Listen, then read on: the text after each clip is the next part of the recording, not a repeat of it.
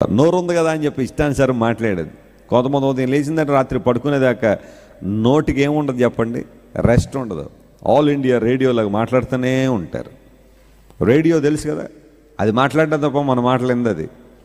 అందును బట్టి ఆన్ చేసేస్తే మాట్లాడుతూనే ఉన్నట్టుగానే కొంతమంది ఉదయం లేచిన రాత్రి పడుకునే దాకా మాట్లాడుతుంటారు. భర్త ఏమంటున్నాడో, పిల్లలు ఏమంటున్నారో, లేదా భార్య ఏమంటుందో, పిల్లలు ఏమంటున్నారో ఇంకేం పట్టించుకోరు. వాళ్ళకి ఎదుటివారు ఇచ్చే రెస్పాన్స్ గురించి వాళ్ళకి అక్కర్లే. వాళ్ళు చెప్పడమే, మాట్లాడడమే. విస్తారమైన మాటల్లో ఏముంటుంది అన్నాడు, దోషం ఉంటుంది అన్నాడు.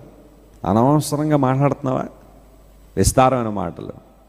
బుద్ధిహీనతకి ఏ పరాకాష్ట ఏంటంటే మాట్లాడాల్సిన చోట మాట్లాడడం, కానీ మాట్లాడకూడని చోట ఏం చేస్తాం, కొన్నిసార్లు మాట్లాడుతూ ఉంటాం.